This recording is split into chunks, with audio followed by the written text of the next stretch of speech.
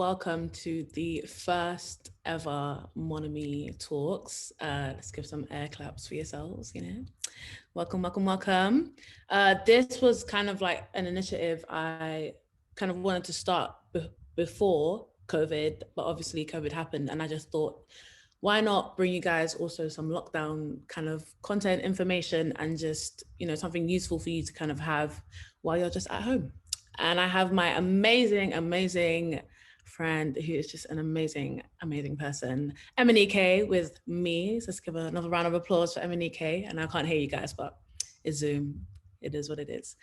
And so basically, I'm just gonna kind of get straight into it. Let's waste no time. Let's go straight to the business. Okay. So, MNEK, Hey baby, how are you? I am well. How are you? I'm doing the best I can with what I've got. Do you like my background? I think it's the best thing I've ever seen on Zoom. So thank you for lighting up my life. Thank Yeah. So the obvious kind of the most generic kind of question when doing stuff like this is, and I won't, maybe generic's the wrong word, but I guess it's important, would be how you started and how you even got into what you're doing. So that's the songwriting, producing, and artistry, but you can tell it in whatever way you feel. Okay. Well, hi everyone, first of all, and I'm very happy to be here and talking to you guys. And if anything I'm saying can be of any help, I'm thankful. And thank you, Hamzaa, for inviting me upon the dance. Okay. Now, how I got into songwriting. Well, basically, I mean, I always loved music. I was always a proper fan of it and just a fan of like my thing is I'm still a fan of music. So I still have posters and artists like album covers on my wall just so I can really just be appreciative of the art. But then I started out as that way and then I would listen to all my favorite records and all my favorite songs and albums and just be like, how do you make that? And so I started doing poetry and then that went into songwriting. And then it became a thing of me like, okay, I need beats. And then I was just like, if I can make my own, maybe. And so that's how I just decided to be self-sufficient in that way because um, it opened a lot of doors and let me just play around and make music and know what it means to make a song. And so then that means that I could apply each bit in different ways. So for instance, for now, I can apply the producer side of myself to a song and just be like, this song could do with this Mm. sonically. And then there's a bit of me that's like, oh, okay, this melody's lacking here. Can we tweak that? Can we add? And yeah, exactly, a little tweak. So it's all about accessing all of the parts of me. Great. So I guess to kind of follow on from that kind of perfectly almost would be, how did you find your sound? How would you say that you found your sound as an artist? Hmm. Because I love your thing. I love it. Well, thank you, Boo. I appreciate it. Well, you know what? I think that sometimes people think they find their sound, but even the biggest artists change their mind like That's throughout true. the entire process. That's very But true. I mean, like, I think that whatever vibe you're in, whatever sound you're in, whatever influences that are affecting your music, honor it, commit to it, and uh it's always look it's nothing is forever, Hmm. everyone grows. I honestly, like, no one could have told me that I'd be doing the things that I was doing 10 years ago now. So like it, and vice versa. Right. So for me it was finding my sound was the various stages of growing up and being in different circles. So I first started out being a proper R&B head, dance Right. head, all of that, and all of that was um, reflected in the people that I hung around. And Hmm. so, I started out touring and writing with the Rudimental guys, and that absolutely was when I was about 10, 18, and it was my nightlife, and it was like I first started going to clubs and knowing what dance music was. And that That scene. and literally those few years of experience would then make things like Need You 100%, Duke Jamon, Gorgon City, Ready for Your Love, Head and Heart, all like Gecko Overdrive, all dance records, but they're Mm. all via that part of my life. Got you. And then when I started going to America more, you know, sessions like, you know, the Hold Up for Beyonce and I Didn't Give a F for Lipa, like all those songs came out of that side of myself, and I definitely, yeah. I was able to be versatile and not just pin myself down to one thing, because I never wanted to be just stubborn. I wanted to always know more about myself and what I could do. That's so key as well. Like not caging yourself into one thing. Yeah, like why? Always. Because music is so fun. If you like find something new about yourself and something that you didn't know you could access, like great things can come out of that. I mean, just to kind of go off of what you just said there, I definitely find when I'm in America, especially when I'm in LA, like the vibe of the music that I'm kind of immersed in is a lot more R&B leaning. It's a lot more like free and like more soulful. And when I'm here, it's a lot more like pop Caucasian. and like whatever you want to call it. That's right. And that's fine. Yeah. It's lovely. It's all great. It's all great, but it's the demographics very different. I think more than anything, it's like the influences in America, whether they be through like Black American music or even like even country, you know, for better or for worse, there's some musicality in the way that the roots of songwriting from there. There's something different, and the energy and the weather, and it all plays a part in it feeling the whole different. thing. I agree. Okay, so kind of moving on to more like a more of an artist kind of led question. Okay. So you kind of described your sound, or sound, whatever you want to call that. What kind of artist? How do you know what kind of artist you wanted to be? How did you kind of think, okay, this is what my image is going to be. This is what my branding is going to be. Like, what was that for you? So that took a bit of time. I think it was because I came into the industry as a writer producer.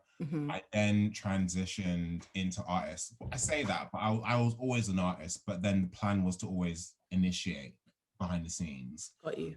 I needed something to talk about, and I think like I didn't have anything much to relay in my teens or a lot of my early 20s. I don't know. But then when it came to making, for instance, my first album and, you know, touring and conceptualizing the visual aspect, I felt like I figured my sound when I could access all of my influences in the same body of work. You know, I felt great comfort in knowing that when I listen to my first album, I can hear everything that I grew up listening to in that, because it's all just like all in different pockets, you know, and I'm honoring my influences. I'm honoring what I grew up listening to. I'm honoring what it is that makes me love music and making music, you know. So then I just had to remember that. And so even now, as I'm here, I haven't started my second project or anything, but I know that by the time I do that, I have to be inspired. I have to be going through stuff. I have to know that I have a story to tell. Got you. Whether that is like a literal narrative story or just, you know, a bigger picture story. Got you. I feel that. Guys, I feel like you should also be taking notes, because there's some gems in all the things that he's saying right now. I see you with your pens and your paper. Okay. Cool. Kind of getting more into like the nitty gritty of songwriting and like as being a writer, producer, I put here session etiquette. Okay. So, right. So for some people in here, I feel like, or for me anyway, when I was kind of starting out as I'm also a writer, as I am an artist, I feel like no one really kind of gave me what's the 411, the, you know, the info on what it's really like. And so I guess I've written here, session etiquette. You've worked with some of the biggest stars in the country and abroad. From your experience over the years, what would be your biggest tips for session etiquette? Just like the standard stuff, like the real. You know what I mean? I think when it comes to a writing session, you have to leave your ego at the door, because like I go into every session thinking that maybe I'll come up with something. Maybe what something someone says will come, what will inspire something like. But like, I'm not pressed about coming up with the most ideas in the room because a lot of the songwriting that I've done has been collaborative, and it's not just been me by myself. If I could write a song by myself, I can, but I don't know if it would be as good as me if I was writing with my friends or writing with like writers that I really respect, because it's not always going to be coming from here. I appreciate collaboration. So in that, you got to leave ego at the door and not be so proud and precious about certain things and be open to a song evolving, I really had to learn that over time because I was Of so stubborn. course. Oh my goodness. I was stubborn. I would like go in a session and a producer or writer would be like, yeah, how about that? I feel like that really tells your story. I'm like, I mean, that's the line. The line is when they think they're telling your story. Like right, for me, I just come in and I just say, hey, this just sounds good. right. Like, how does this sound? Like, do you Do like you that? like it? All right, cool. Let's give Exactly. it a try. If not, I'm not offended. It's not personal.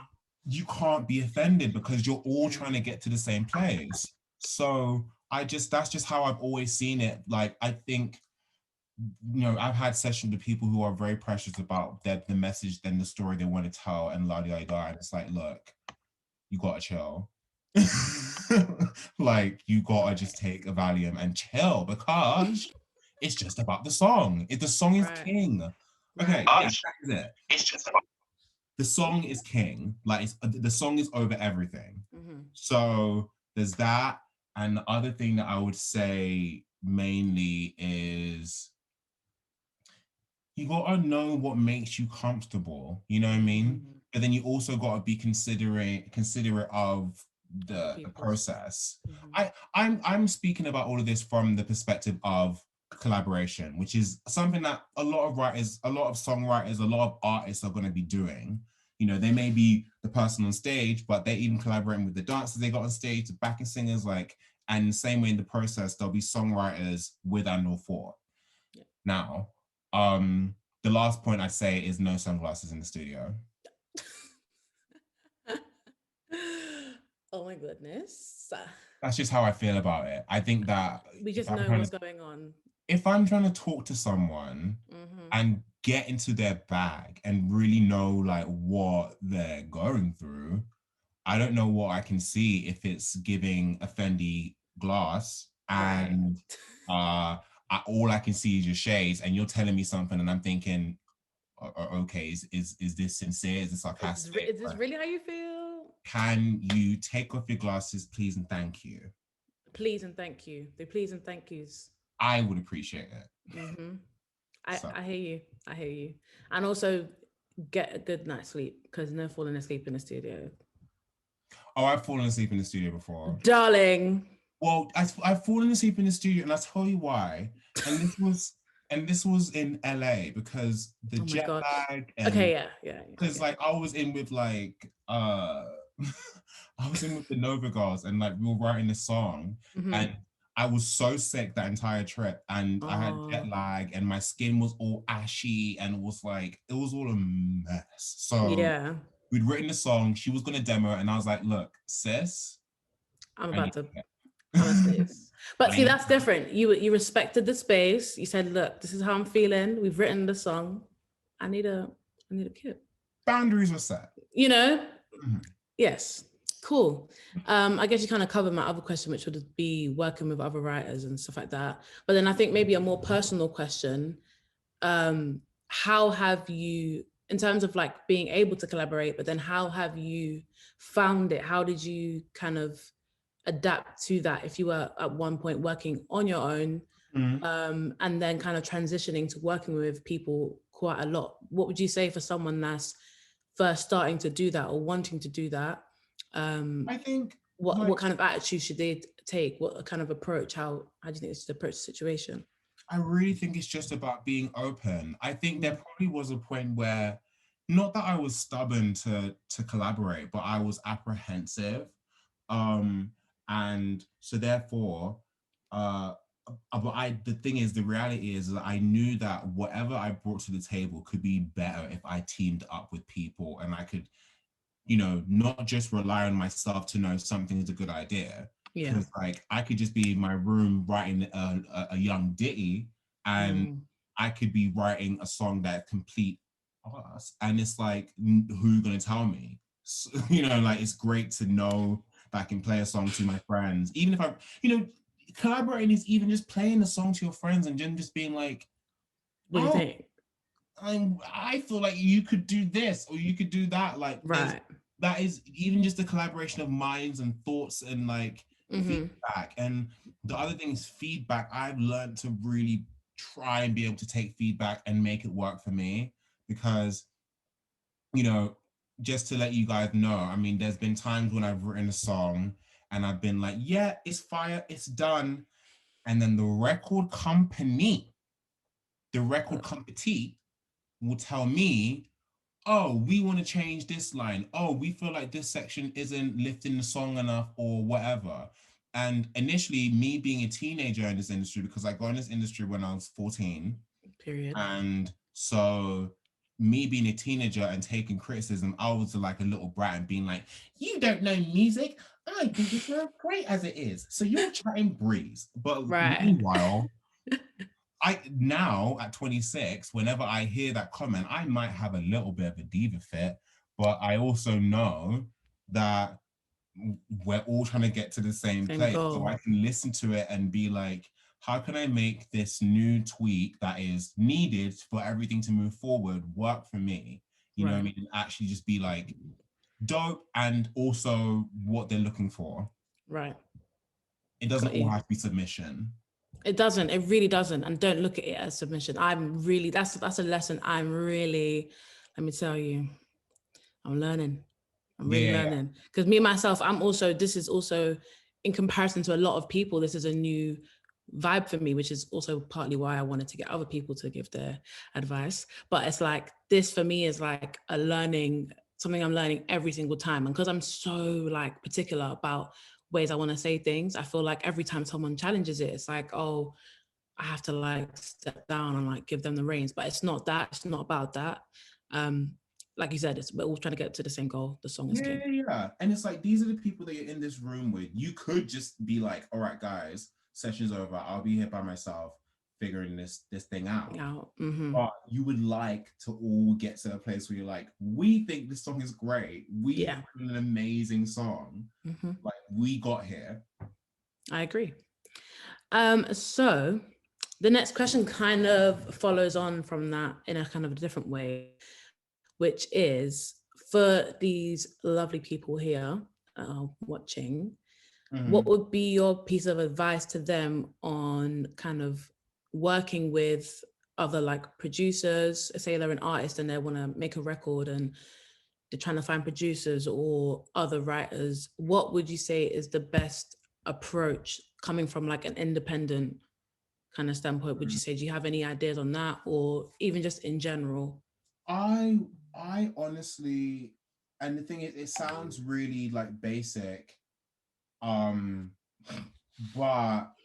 I would always suggest a songwriter or an artist know their way around a digital audio workstation in some capacity, whether it be making a simple like loop or track to write to, or knowing how to record their instrument into the software, or even if you're more a cappella led or vocal led, knowing your way around just like making a song, like building song structure and being able to work around the tech stuff is so beneficial and so and works to your benefit and helps you like get your ideas across in a different way and in a more like evolved way that can move things along and allow people you work with to see is like what you're trying to do and what you're going for. Can I just put in there, for those of you who might be confused, he's talking about like Logic or Ableton or all those things.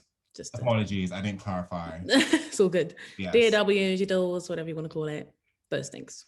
And I think that's really important as well, because I remember, I'm not old, like I'm literally 22, but I remember when I first started like making music, it all came from a point of, right, I can't fully flesh this idea out myself, but then I can go to someone else and do that. So it's better to kind of come with your kind of, oh, this is the kind of chord idea I have, or this is this kind of progression I have, the kind of rhythm I want, or the feel, or here's an a cappella or a bunch of harmonies or something. And then that person can go, oh, why don't you, that I feel like that's a good way. And also don't be afraid to slide in the DMs. Yeah, I mean, like Be reasonable as well, though, by the way. Like, I was just gonna say, I set up an email on my Instagram for people to send me demos and send me tracks, and I check it from time to time just because, like, and I don't advertise it. It's just there. So if someone comes across it and sends me something, I'll check it, and if I love it, then like I'm always gonna like try and hit that person up or live with it and then like talk to them. But I mean, I got into this industry by sending artists and producers that I admired my work, and that then linked to the same to from this person to that person, and it was a trajectory that way. And so there's no shame in hitting up someone and letting them know your case and being shameless in that way. If you really believe that you I'm have so sorry, 1 second. Okay. Yeah, like if you really feel like something can be of value, if you can bring something of value to that producer. So yeah, and whenever Miss Hamzaa wants to return, I can tie this sentiment with a bow. So I'm going to stall and stall until she returns, like now. Now. Hello. All right. Guys, I'm so sorry about that. I literally told everyone to not buzz the doorbell, and they buzzed the doorbell. So Gucci or Gucci? Is what it is. So you actually literally answered my next question, which was like, what's the best way for a new artist kind of reach out or kind of get their stuff kind of heard. But then I kind of had a more specific question. You can answer however you want. Okay. Not necessarily saying that today you're going to find someone you want to work with and blah, blah, blah, blah, but what would make you want to work with a new artist or kind of give some kind of like direct kind of guidance to, and what stands out to you? What kind of things stand out? What kind of elements of a song or production or approach stand out to you? I feel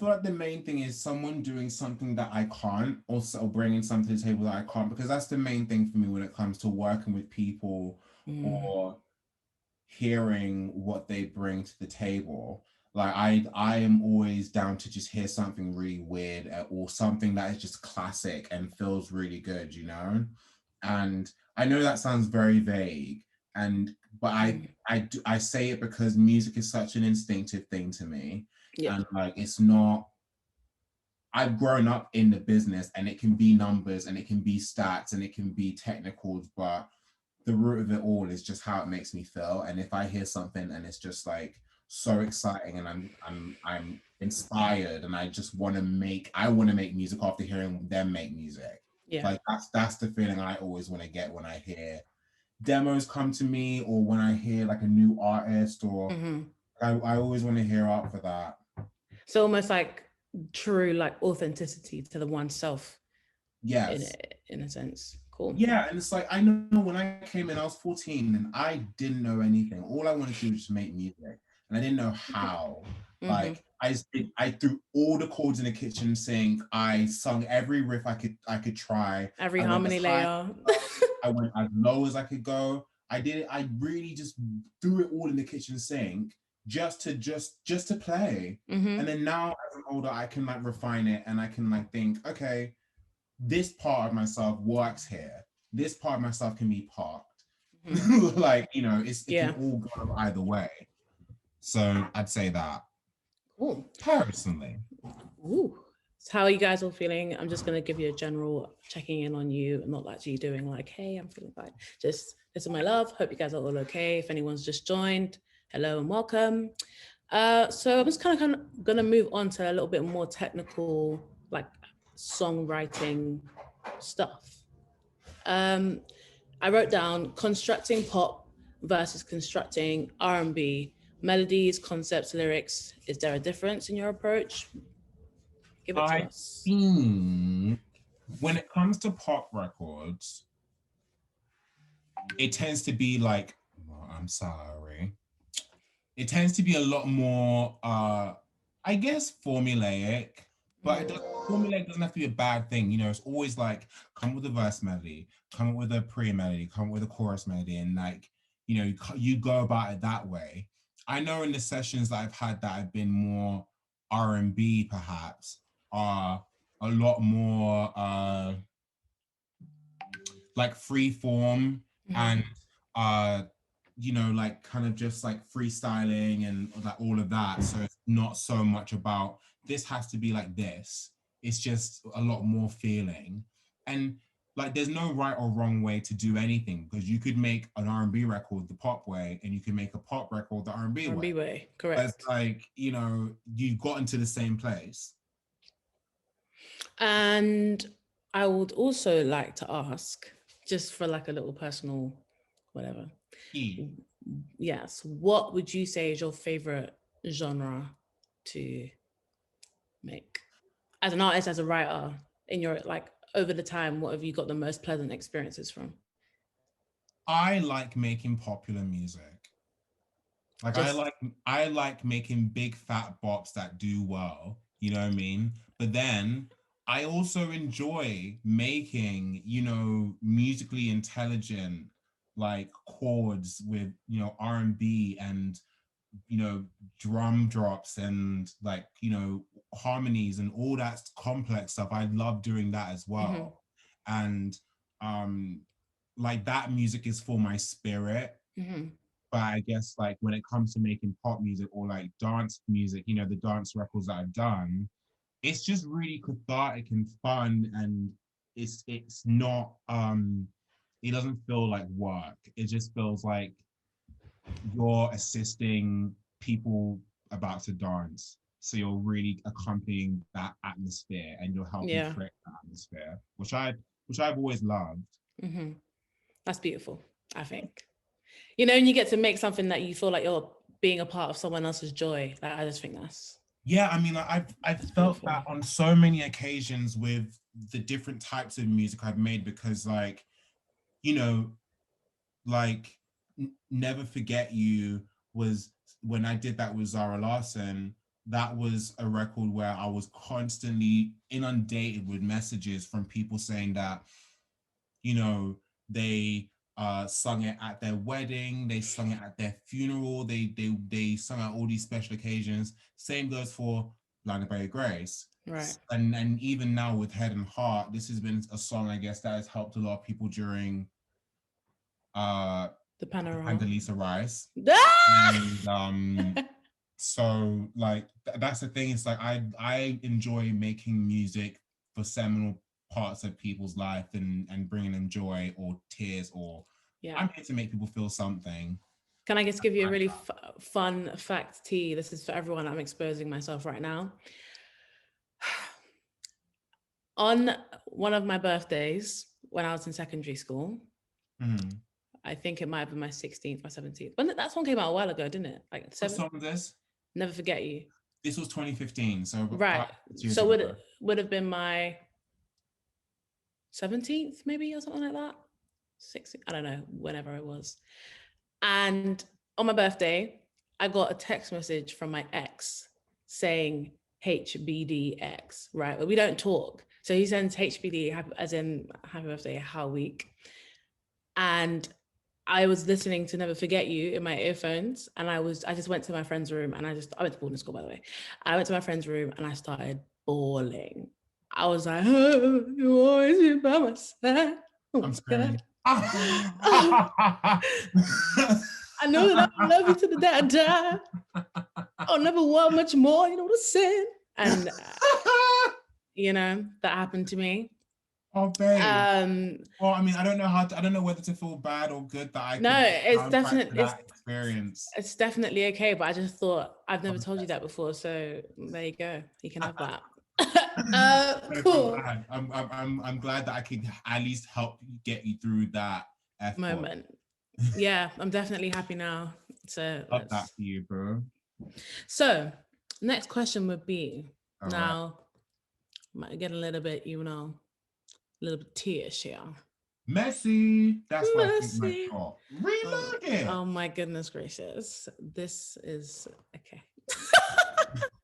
I'm I love sorry. it. It just jumped out. No, it's okay. And I definitely feel that spirit. So, what is your honest opinion Mhm. and realistic like view Yes. on the industry for songwriting? Let's start there. Just for songwriting. We'll start there.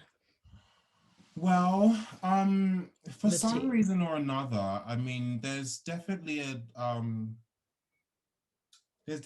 imbalance in how the songwriter is treated. Mm, Um, I guess like music is a business, and you know, for some reason, writing isn't always seen as the most intellectual property, and so they will commission producers and arrangers and engineers and everyone and like who are making just a matter of fact record. But then the songwriters get royalties, yes, but it's never like a thing of okay, you're just getting this flat payment. And maybe it says more about the long term or the long run, but um I think, and even in the Grammys, there's such a divide on the respect for the song of the year, the record of the year. mm-hmm. Like, it's a business, so they'll see the song or the album as like a product that they're selling.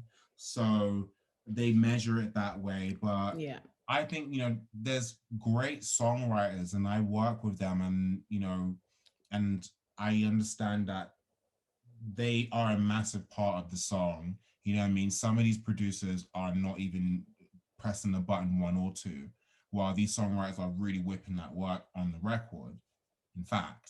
Mm. So I mean, it's but hey, I am here. I can do it. I'm not complaining per se. I'm always busy, I'm always writing, but for someone who isn't like necessarily as, for instance, busy as I am or I make myself, it can Mm. be hard to find your footing and to feel like your work is being respected. So I sympathize. I hear that. And I think I asked that because, of course, doing what you love as your kind of your work and your kind of your means of living Mm, obviously comes with its rewards because you're like, oh my gosh, it feels so good. I have the freedom to do X, Y, Z. But I think it's also really important to kind of hear from someone who's been in the game for a long time that what you hear about, it not being the most like smooth ride is true, but it also kind of will make you think, how bad do I want it? And I always have to ask myself that question always. So don't think it's like one definite infinite thing. It's like an ongoing mental process of like, right, I want this so bad that I'm going to work through it. And that's with everything in life. I feel period. like, yeah, even as an artist, I think I can say from an artist point of view that, I've been kind of, I guess, making music professionally, like as in putting music out on DSPs, I would say, for about since maybe like 2018. And I personally face my own challenges, but not. I've had my moments where I'm like, right, do I want to do this? Like, is this really the life I'm trying to live? Like, am I trying to be crying my eyes to sleep sometimes? Am I trying to be screaming my head off on the balcony, so happy about this? Am I, it's very up and down, but I want it so much that I push through every time. So Mhm. I just thought that would be really interesting to hear from your point of view as well.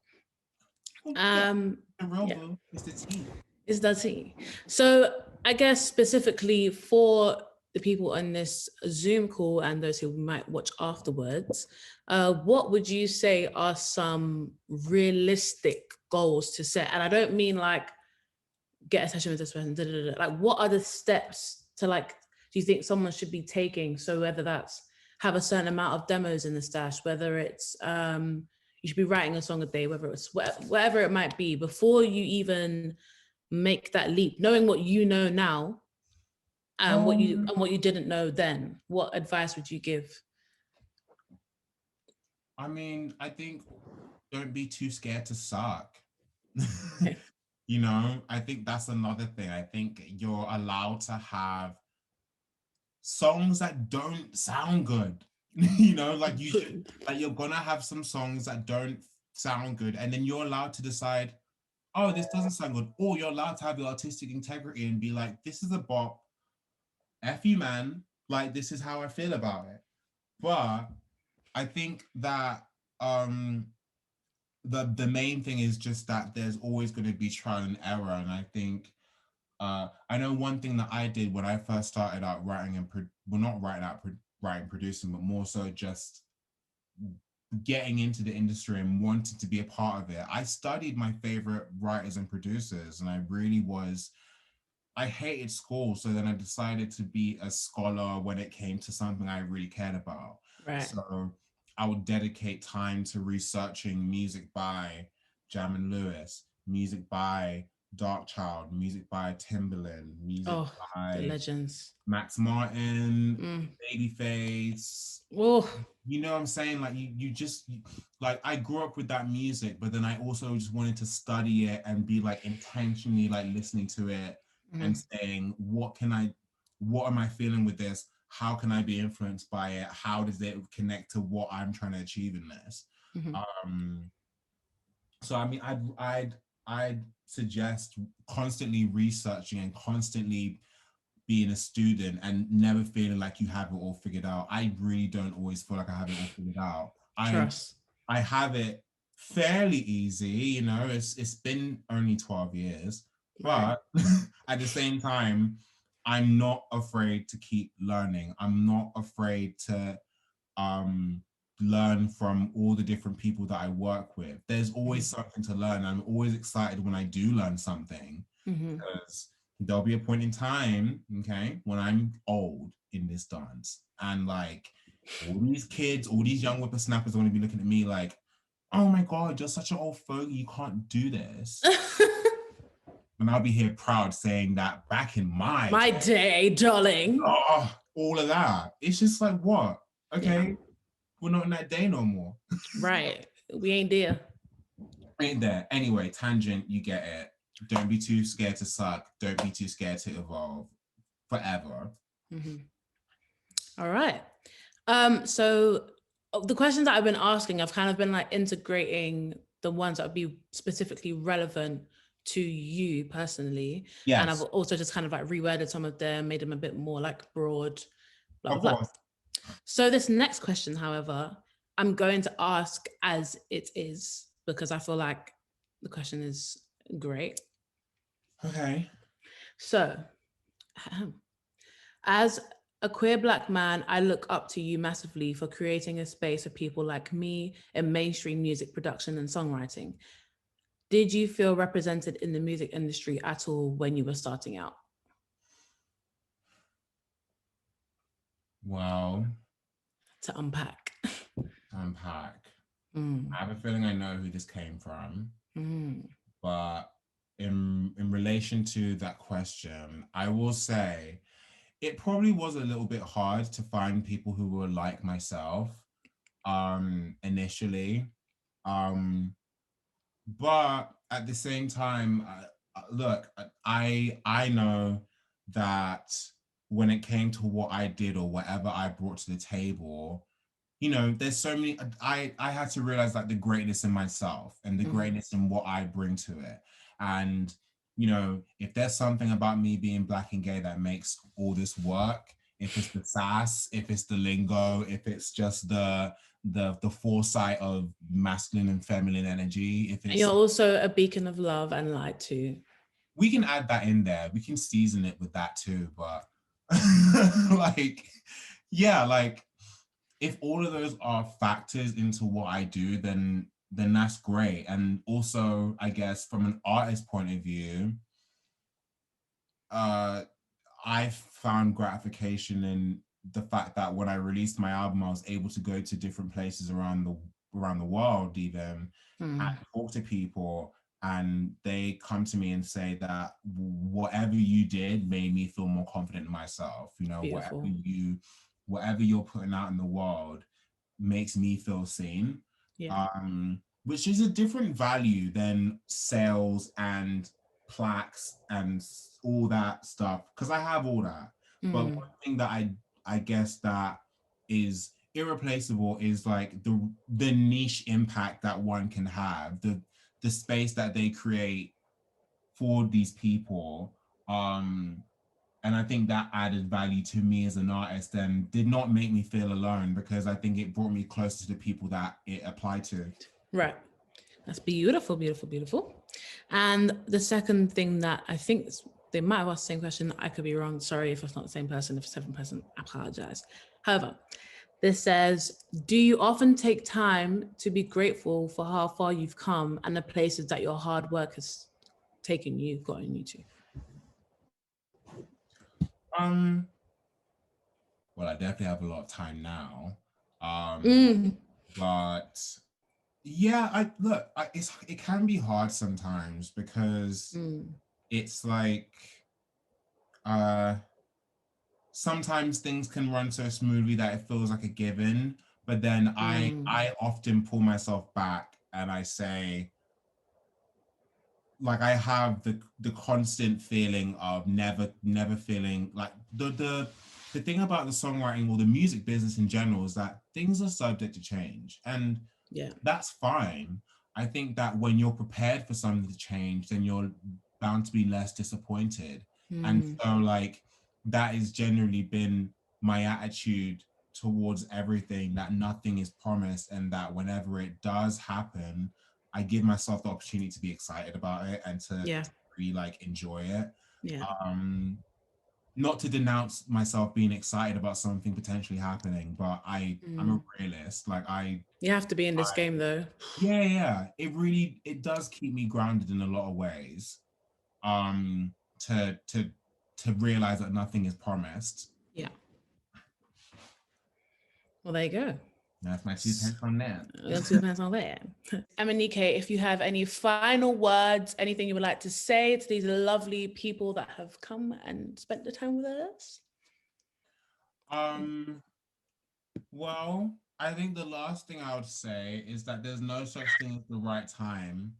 Like, I think that, you know, sometimes you make a song and it connects to the right person who connects to the right person. Sometimes it's the other way around, but whatever it is, take the time that whatever's upstairs is assigning you to take on this, and use it as time to continue to perfect your art, to continue to love your art, to learn how to love your art in different ways.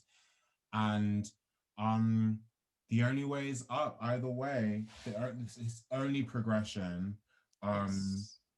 Yeah, so I'd say that, and hopefully that's of merit and of help to all of you here. Amazing. Well, let's give another round of applause, virtual round of applause. I just want to say thank you to you guys for coming to this. This is and thank you to you, MNEK, and to Rachel, Finn, everyone that's kind of put this first ever Monamee Talks in action. This is a dream of mine that I've had for a long time, and I will continue to have and to actualize and make this a real experience at some point. But thank you for being here. Make sure you are following Monamee Talks. Make sure you're following HE Futures and each other. And let's get this knowledge on, baby. Thank you guys, and have a good day. Have a good evening. Bye, everybody. Bye. Bye. Thank you. Bye.